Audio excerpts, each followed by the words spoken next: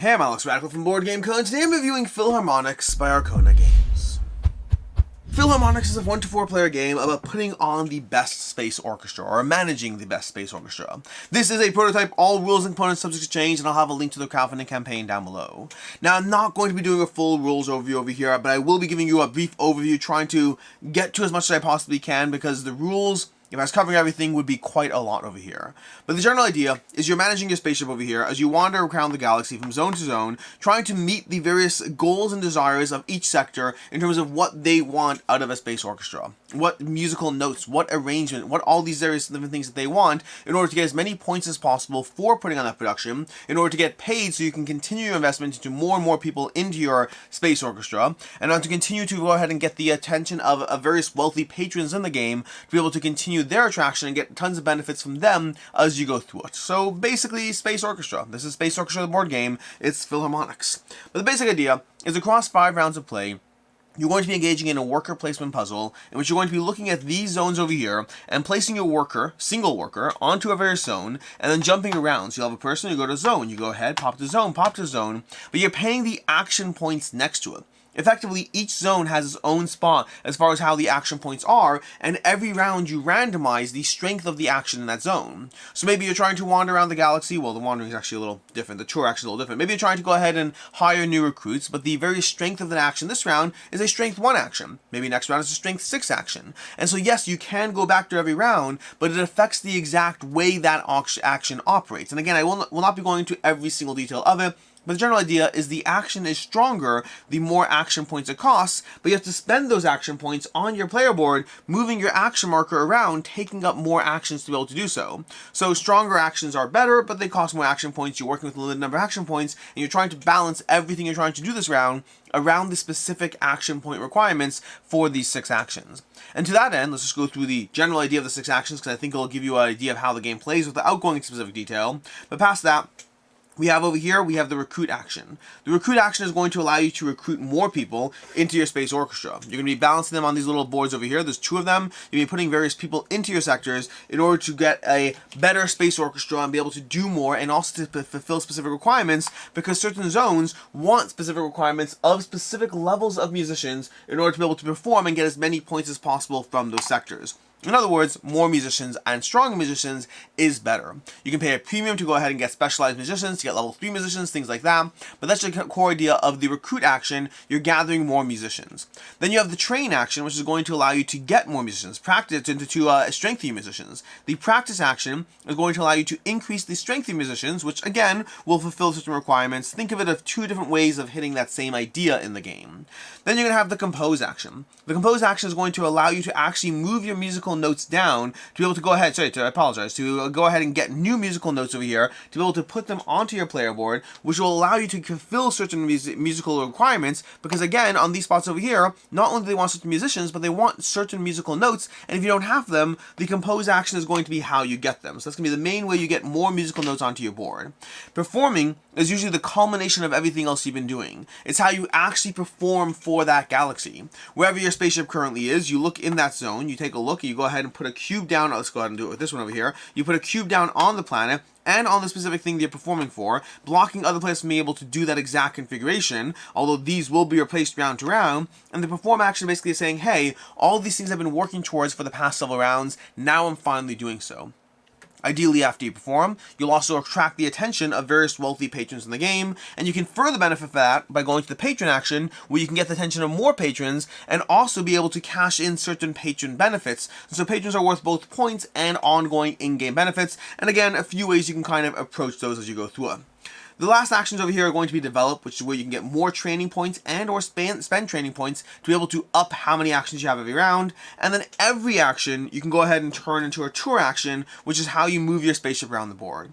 And those are the core ideas of how this game operates. There's a lot of things we're not getting into just yet, but the general idea is you're taking actions to move around the board, to be able to recruit more people to your space orchestra, to be able to train people in your space orchestra, to gather more musical notes, to actually run a performance, to attract wealthy patrons, get their attention, to be able to utilize their benefits, and then a whole bunch of other side things we haven't gotten into. The idea of conductors. You can have conductors where you can go ahead and train a conductor, which allows you to further progress your musical notes as you display them, as you perform them, which is also going to give you points because you have all these cards over here here, you're going to start the game with certain cards over here, and if you go ahead and get those musical notes further and further down based on performing them again and again, you'll get more points for those. But there's a whole lot of things going on in the game. The general idea, though, is you are building up your space orchestra, you are building up what your crew is good at, you're building up these extra bonus actions you're going to get from specialized crew, that whenever you go ahead and perform, you'll get extra money or reduced actions or all these other things in the game. But that's the general idea of Philharmonix. There's a bunch of other things, a bunch of other nuances. I'm trying to give you a condensed overview of how the game operates,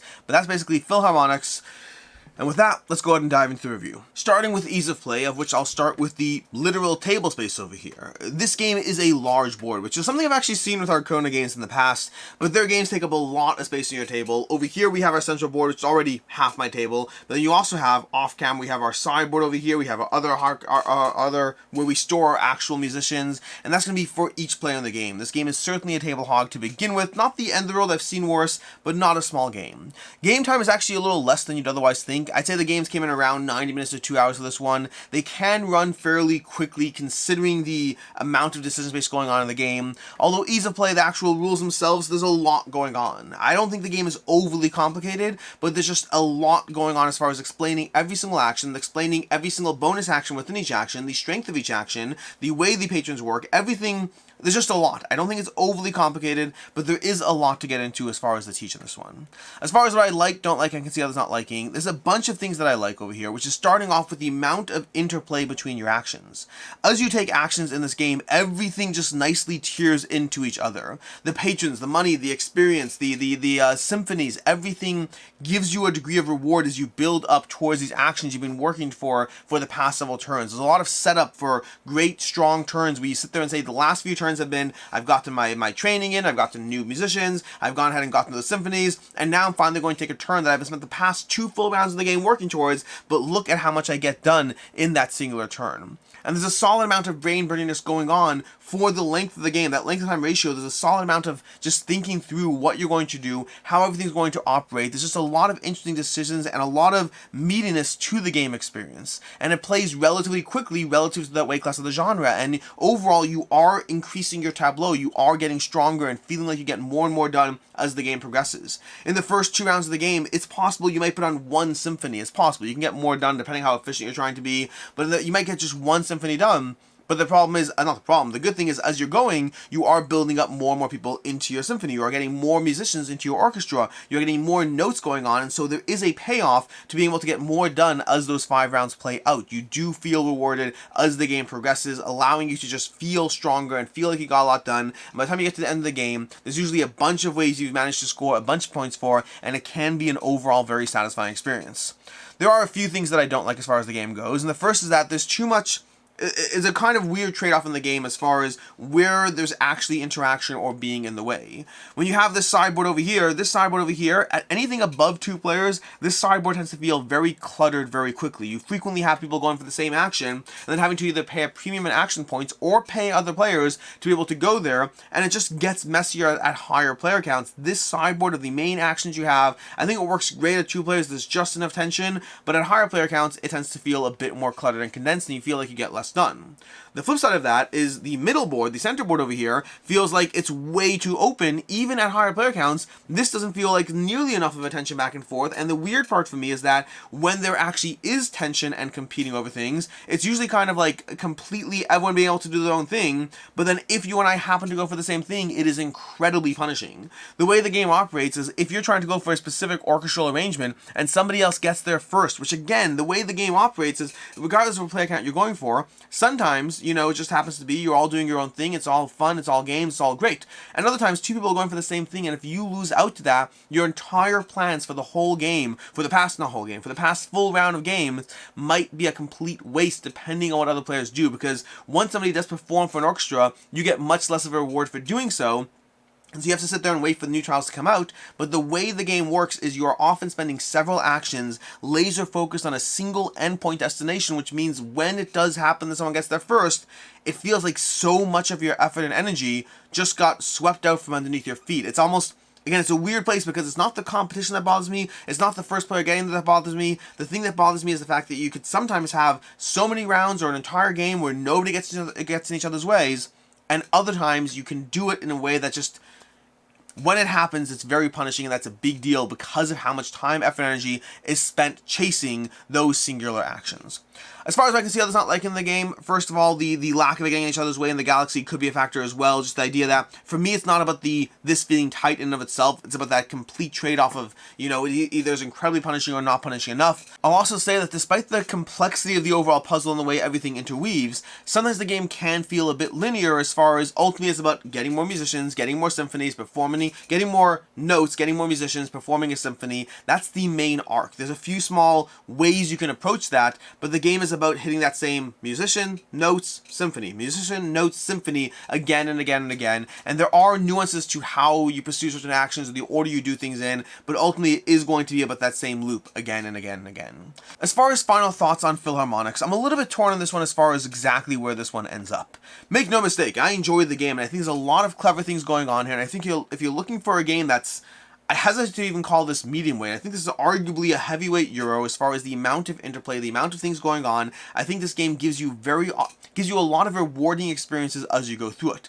And yet there's also complaints that I have. Complaints that held it back a bit for me. And specifically the main thing for me is the degree of punishment that exists when somebody takes something out from underneath you while you spent your entire game working towards that. And the fact that in some games that will never happen, and in other games it can happen 3 times, that is a big deal to me. That's the main thing holding this game back for me in terms of where it lies, because I think there's a lot of clever things working their way together. For me, I was kind of waffling between a 3.5 or a 4 out of 5 in my rating system, because I feel it's one of those games that I feel rating it a 3.5 is underselling how clever it can be, but I have just a few too many complaints to hold it a drop back from a 4 for me, and so I am settling on a 3.5 out of 5 for Philharmonix. I think it's very clever. I think it does a lot of things really well. It is I was not expecting the degree of weight class from this game when I dove into it. I don't think it's overly complicated to actually understand. I think there is a lot going on to it, but I think it can be a very satisfying experience if you like this type of game, if you like this type of medium to heavy Euro.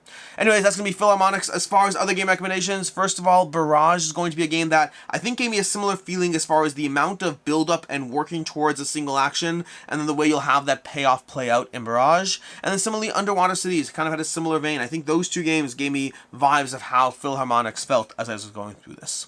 In any case, then until next time, I'm Alex Radcliffe from Board Game Co. I hope you enjoyed this video, and as always, I hope you have a good one.